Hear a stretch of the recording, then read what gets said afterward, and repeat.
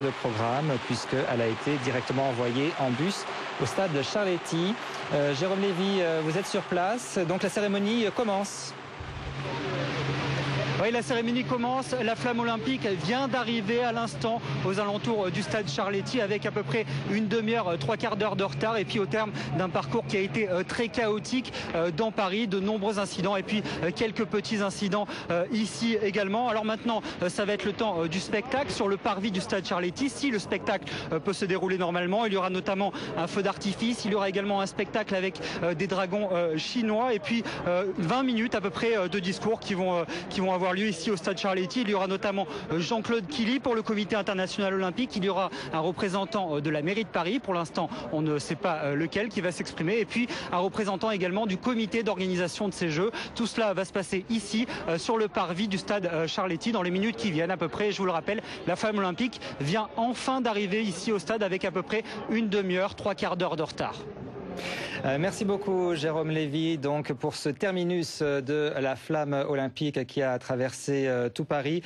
Je vous propose de revoir les images fortes de toutes ces protestations qu'il y a eu, notamment sur la Tour Eiffel. Reporters sans frontières a déployé un drapeau noir sur lequel figurent ces fameuses menottes représentant les anneaux olympiques. Les pompiers sont intervenus à plus de 75 mètres du sol.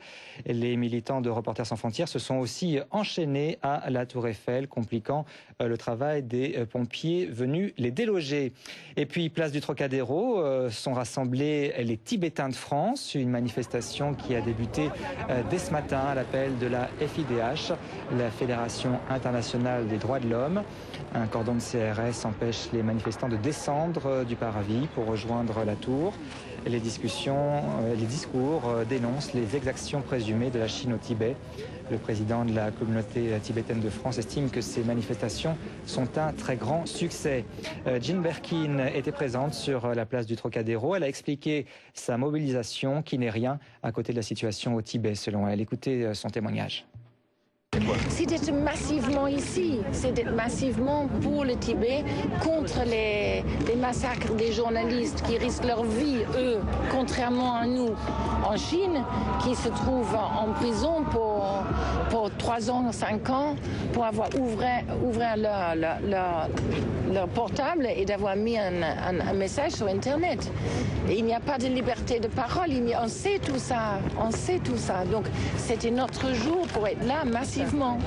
Propos recueillis par Jean-Marie Marchaud et Céline Bruel. À l'Elysée, rencontre entre Nicolas Sarkozy et les syndicats du site ArcelorMittal de Gandrange.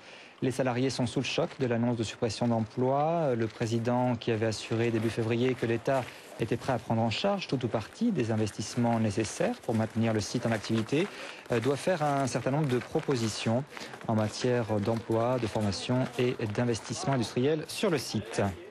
Restez avec nous, on se retrouve dans quelques instants. La flamme olympique est arrivée au stade Charletti et la cérémonie est en cours pour clore ce parcours qui fut très chaotique depuis 12h30. Restez avec nous, on se retrouve dans quelques instants.